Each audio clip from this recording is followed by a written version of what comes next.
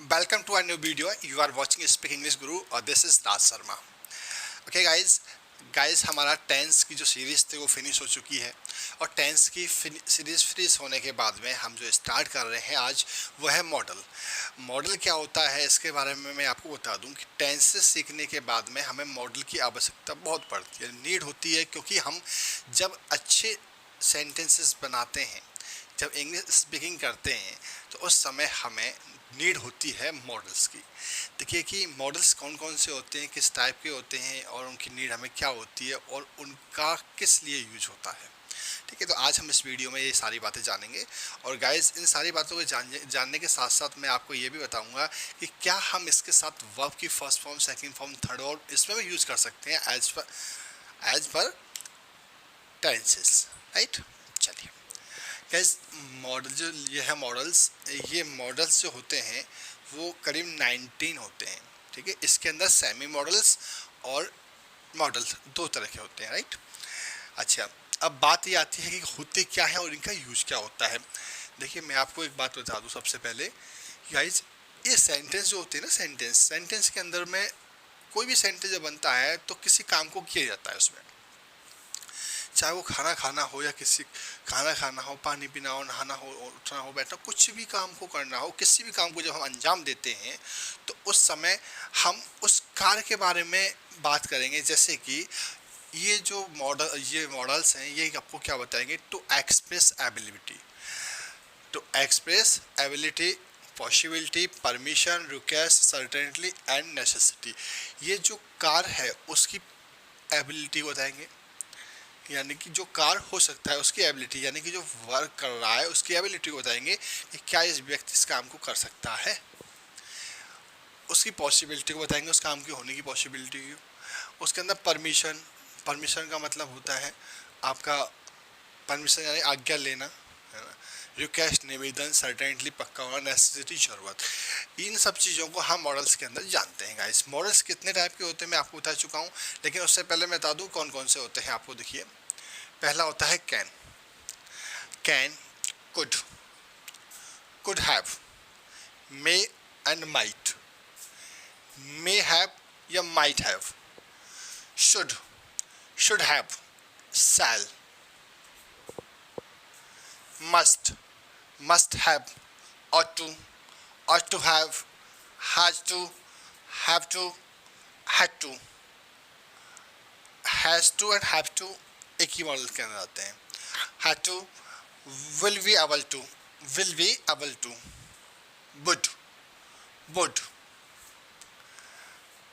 would like to, used to, need to, dare to. ये हमारे क्या होते हैं, मॉडल्स होते हैं. ठीक है गाइस, अच्छा अब आप इन मॉडल्स के बारे में एक चीज़ जरूर जान लें आप कि जिन भी मॉडल्स के साथ में हैव लगा हुआ है, जैसे could have, may have, might have, should have,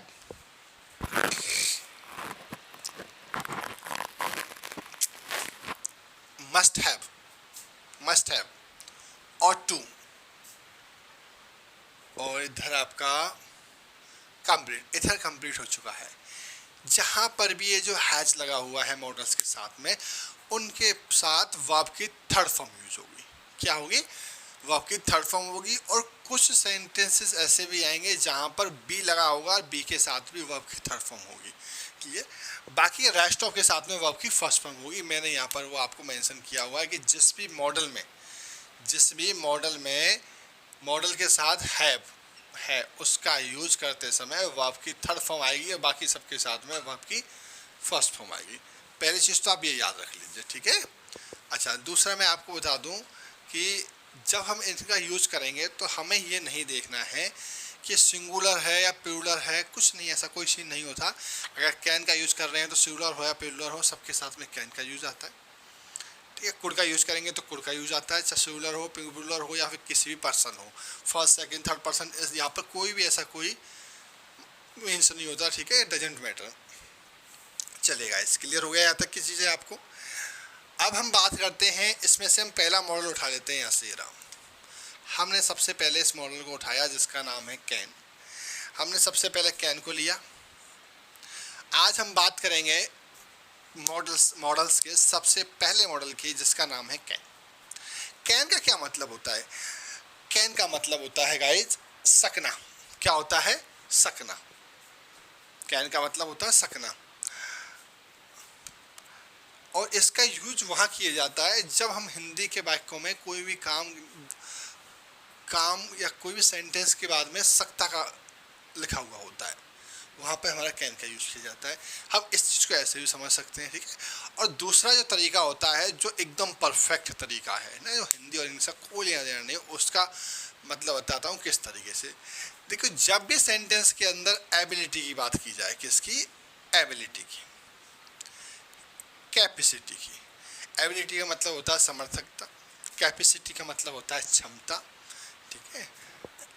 और जहाँ भी पॉसिबिलिटी की बात की जाए, यानी कि संभावना की बात की जाए, और जहाँ रिक्वेस्ट एंड परमिशन की बात की जाए, ठीक है, किसकी बात की है? रिक्वेस्ट और परमिशन की बात की जाए, वहाँ पर यूज होता है हमारा कैन का।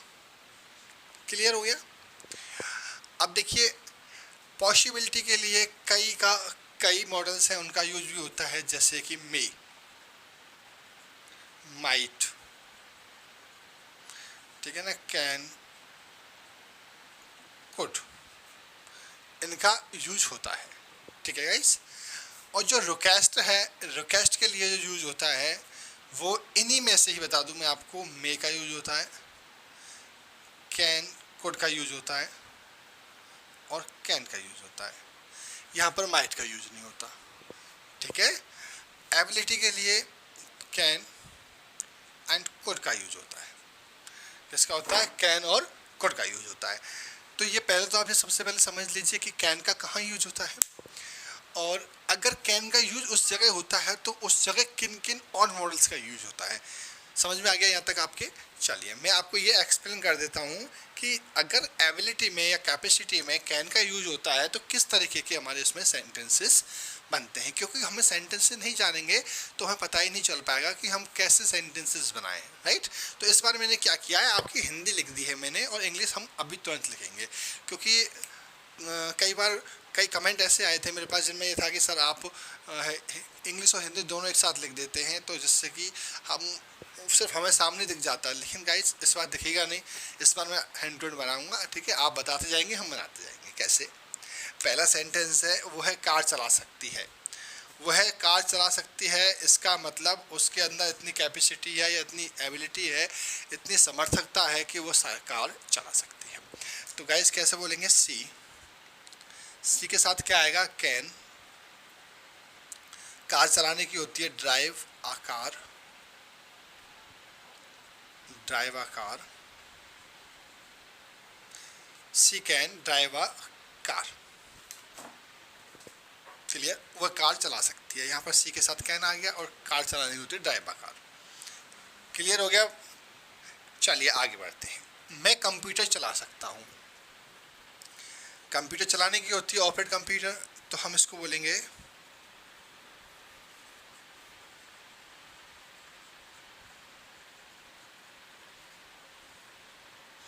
I can operate computer. I can operate computer, मैं कंप्यूटर चला सकता हूँ, ठीक है। नेक्स्ट है आपका, तुम ये कार्य कर सकते हो। तुम ये कार्य कर सकते हो।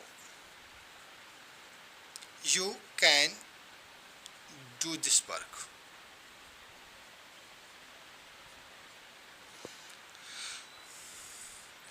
You can do this work. यहाँ तक हो गया? 3 सेंटेंस समझ में आ गए। यानी कि वो कार चला सकती है, ये एबिलिटी भी है, उसके अंदर क्षमता है। मैं कंप्यूटर चला सकता हूँ, ये मेरे अंदर एबिलिटी है। तुम ये कार्य कर सकते हो, आपके अंदर एबिलिटी और ये कैपेसिटी है। नेक्स्ट है आपका, वे इस सवाल को हल कर सकते हैं। एक्चुअली उनको इतनी नॉलेज है कि वो इस सवाल को हल कर सकते हैं। और जब अगर वो इस सवाल को हल कर सकते हैं, अगर ऐसे बात करें, तो इसका मतलब उनके अंदर एबिलिटी है, राइट। और एबिलिटी है तो कैसे बोलेंगे हम इसको? They can solve this question. They can solve this question. वे इस सवाल को हल कर सकते हैं, यानी इस सवाल का हल कर सकते हैं, ठीक है। क्लियर हो गया? चलिए नेक्स्ट है आपका, क्या तुम 100 किलो वजन उठा सकते हो। देखो उठाना क्या होता है, उठाना होता है लिफ्ट। क्या होता है, लिफ्ट। और 100 kg वेट यानी 100 किलो वजन। तो कैसे बोलेंगे इसको, यहाँ पर देखिए इंट्रोगेटिव आ गया है, इंट्रोगेटिव आ गया है तो कोई डोंट वरी, हम सिर्फ मॉडल को आगे लगाएंगे और बाकी का सेंटेंस एज इट इज रहेंगे, ठीक है ना, क्योंकि हम ऑलरेडी 12 टेंस पढ़ चुके हैं और उसमें हम सीख चुके हैं किस तरीके से हम इंट्रोगेटिव सेंटेंस बनाते हैं। कैसे,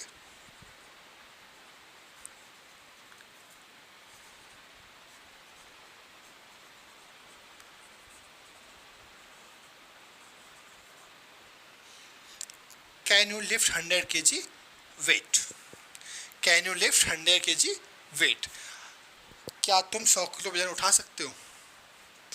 तो यस आई कैन, अगर नहीं उठा सकते तो आई कांट, ठीक है, वो वाली क्लास में आपको कराऊंगा। चलिए नेक्स्ट है आपका, मैं ये आइसक्रीम नहीं खा सकता हूँ। मैं यह आइसक्रीम नहीं खा सकता हूँ, मैं क्यों नहीं खा सकता, क्योंकि I don't like this ice cream, है ना, I like vanilla, I don't like choco. तो इसको कैसे बनाएंगे, जैसे कि I can not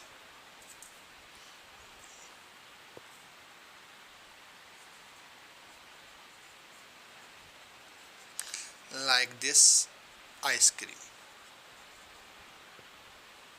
I cannot like this ice cream। ये सेंटेंस सही है, अगर नहीं खा रहा है तो कैन के साथ, कैन के बाद में नॉट लग गया, राइट, ये सेंटेंस सही है। गाइस ये सेंटेंस रॉन्ग है। अब क्यों है, आप कह रहे होंगे सर सब कुछ ठीक है, रॉन्ग क्यों है। चलिए वो मैं आपको बता दूं क्यों है। देखिए जब नेगेटिव सेंटेंस बनता है तो हम कैन प्लस जो नॉट होता है ना नेगेटिव में, तो कैन नॉट, इसमें स्पेस नहीं आता। क्या नहीं आता, स्पेस नहीं आता। इसको हम कैसे लिखते हैं, इसको लिखते हैं कैन नॉट, यानी कि एक साथ मिला के लिखते हैं।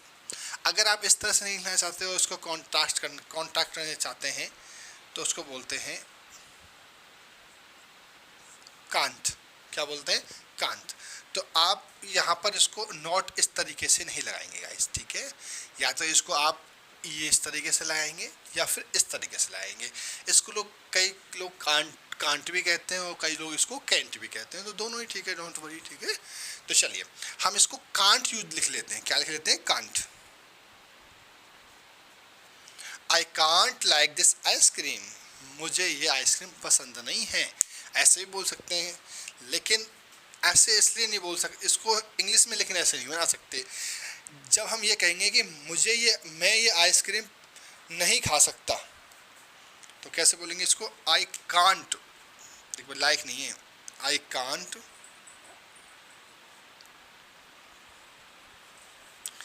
ईट दिस आइसक्रीम, मैं ये आइसक्रीम नहीं खा सकता, तो I can't eat this ice cream, ठीक है, मैं ये आइसक्रीम नहीं खा सकता। वो चलिए यहाँ तक तो हो गया, आपका क्लियर हो गया होगा, आई थिंक यहाँ तक क्लियर हो गया, आपकी एबिलिटी क्लियर हो गई होगी। अब हम बात कर लेते हैं पॉसिबिलिटी की। किसकी, पॉसिबिलिटी की। जहाँ पर भी संभावना होती है वहाँ पर भी कैन का यूज़ किया जाता है। जैसे कि मैंने कहा कि वह कल यहाँ आ सकता है, इसका मतलब पॉसिबिलिटी है, आ भी सकता है, नहीं भी आ सकता, 100% तो नहीं है। अगर हम ये कहेंगे वो कल यहाँ आएगा, इसका मतलब 100% पॉसिबिलिटी है। अगर हम इसको ये कह दें कि वो कल यहाँ आ सकता है, इसका मतलब पॉसिबिलिटी है लेकिन 100% नहीं। तो किसको बोलेंगे, कैसे, ही कैन कम हेयर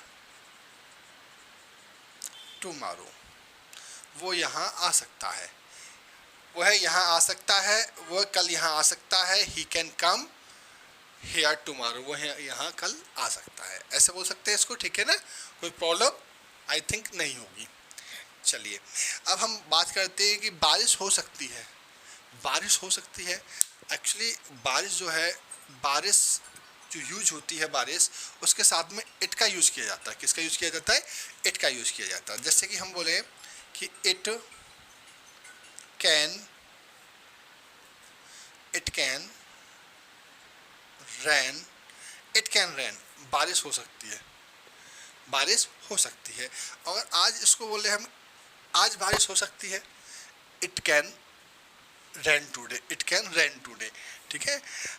अच्छा वैसे इसको भी ये भी कहा जाता, ऐसे भी कहा जाता है, इट कैन बी,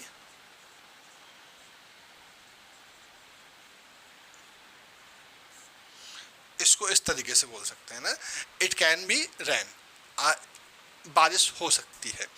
देखिए मैं आपको कैन बी का यूज है वो मैं आपको अभी बताऊंगा, ठीक है ना, लेकिन अभी आप ये समझ लीजिए। नेक्स्ट है आपका वे इस परीक्षा में पास हो सकते हैं, यानी पॉसिबिलिटी है कि उस परीक्षा में पास हो सकते हैं, तो कैसे बनाएंगे इसको, they can pass in this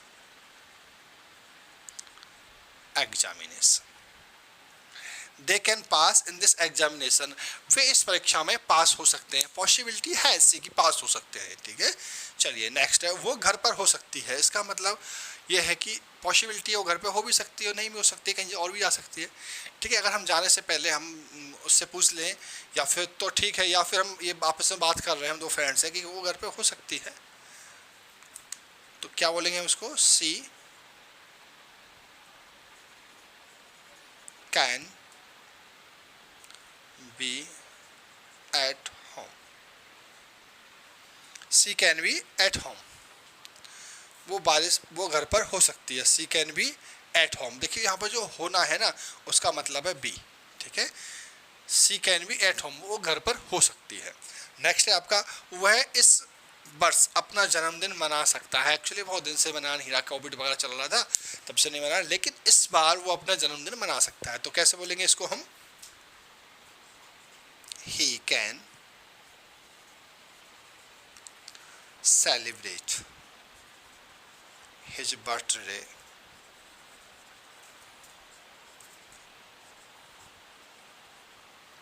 this year, he can celebrate his birthday this year, वो अपना बर्थडे इस साल मना सकता है, क्लियर, मना सकता है इसका मतलब सेलिब्रेट, जन्मदिन, बर्थडे, क्लियर, ये आपकी पॉसिबिलिटी हो गई। चलिए पॉसिबिलिटी हो गई यहाँ तक। अब हम बात कर लेते हैं कि हम जब किसी से रिक्वेस्ट करते हैं या परमिशन लेते हैं तो उस समय हम कैन का यूज़ कैसे कर सकते हैं। मैंने कहा कि क्या मैं वहाँ जा सकता हूँ, इसका मतलब आप किसी से परमिशन ले रहे हैं, रिक्वेस्ट नहीं कर रहे हैं कि मैं वहाँ जा सकता हूँ, आप परमिशन ले रहे हैं कि क्या मैं वहाँ जा सकता हूँ, तो इसको कैसे बोलेंगे, कैन आई गो देयर, क्या मैं वहाँ जा सकता हूँ, can I go there, clear.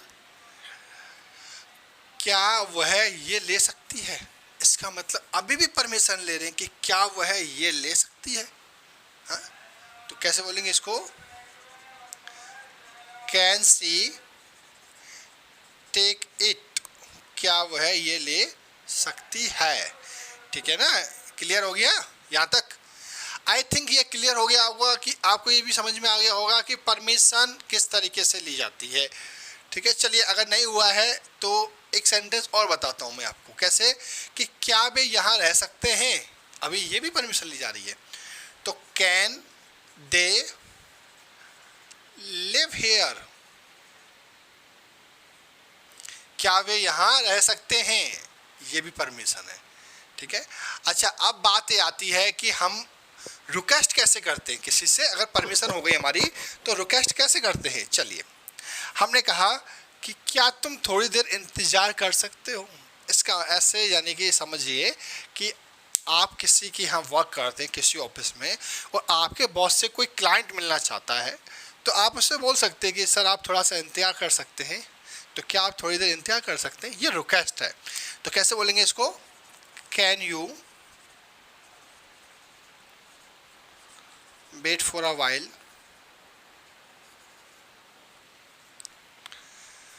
Can you wait for a while, क्या तुम थोड़ी देर इंतजार कर सकते हो, वेट फॉर अ मतलब फॉर अ वाइल का मतलब होता है थोड़ी देर, ठीक है ना। हम इसको ऐसे ही बोल सकते हैं, can you wait for some time, क्या आप थोड़ी देर इंतजार कर सकते हो, मैंने कहा था फॉर अ वाइल, या फिर ऐसे बोल सकते हैं फॉर सम टाइम, ठीक है ना, थोड़ी देर, क्लियर। चलिए नेक्स्ट सेंटेंस है, क्या तुम मुझे अंग्रेजी पढ़ा सकते हो। अब ये भी रिक्वेस्ट हो रही है। सपोज करिए कि जैसे कि मैं इंग्लिश का टीचर हूँ और मेरे पास कोई एक बच्चा आता है, बोलता है कि सर आप मुझे इंग्लिश पढ़ा सकते हैं, क्या आप मुझे इंग्लिश पढ़ा सकते हैं। That is he is requesting to me, है ना, he is doing request to me, वो मुझसे रिक्वेस्ट कर रहा है। और अगर मुझसे रिक्वेस्ट कर रहा है तो हम ये रिक्वेस्ट का सेंटेंस किससे बनाएंगे, कैन में। ठीक है गाइस, कैन के साथ साथ में आप मे में, कुड में भी बना सकते हो। कैसे, कुड आई गो देयर, क्या मैं वहाँ जा सकता हूँ। कुड शी टेक इट, क्या वो ले सकती है। कुड दे लिव हियर, क्या वे यहाँ रह सकते हैं। Could you wait for a while, क्या तुम थोड़ी देर इंतजार कर सकते हो। ऐसे कि मे आई गो देयर, क्या मैं वहाँ जा सकता हूँ। तो ये कुड का यूज भी कर सकते हो, मे का यूज भी कर सकते हो, ये आप विशेष ध्यान रखिएगा। क्लियर। चलिए इसका भी बता देता हूँ मैं आपको, क्या तुम मुझे अंग्रेजी पढ़ा सकते हो। तो can you teach English to me, can you teach English to me, क्या तुम मुझे इंग्लिश पढ़ा सकते हो। Can you teach English to me. Okay, clear हो गया। मैंने आपको तीनों तरीके से बता दिया, एबिलिटी, पॉसिबिलिटी और ये रिक्वेस्ट एंड परमिशन। इन तीनों टाइप का जो यूज होता है, तीनों टाइप में यूज होता है, वो होता है कैन का। ठीक है गाइस, चलिए अब हम बात करते हैं नेक्स्ट की, जिसमें हम बात करेंगे कैन बी की। ठीक है ना। अगर आपने वीडियो नहीं देखी है टेंस वाली, तो आप टेंस वाली वीडियो ज़रूर देखें, क्योंकि उसमें मैंने सारे टेंसेस कंप्लीट करा चुका हूँ। एक प्लेलिस्ट बनी हुई है और उसकी प्रैक्टिस भी इस समय चल रही है। ठीक है गाइस, इससे पहले प्रैक्टिस भी करा चुका हूँ, उसको भी वीडियो देखिए। और आप रेगुलर मेरे चैनल पर बने रहेंगे तो आपको नई नई वीडियो मिलती रहेंगी, जिसमें आप इंग्लिश बोलने के नए नए तरीके सीखेंगे। एक्चुअली मैं इस समय आपको ग्रामर के बेस क्लियर करा रहा हूँ, जिससे कि आपका बेस क्लियर हो जाए तो आप स्पीकिंग अच्छे ढंग से कर पाएँ। तो गाइज़ तब तक आप प्रैक्टिस करते रहिए, ज़्यादा से ज़्यादा प्रैक्टिस, मोर से मोर, मतलब मोर एंड मोर प्रैक्टिस करिए आप। ठीक है, जिससे कि आपकी स्पीकिंग आपकी टंग पे आए, जिससे ही आप कुछ वर्ड सोचे तुरंत इंग्लिश बाहर निकल के आए। Clear guys.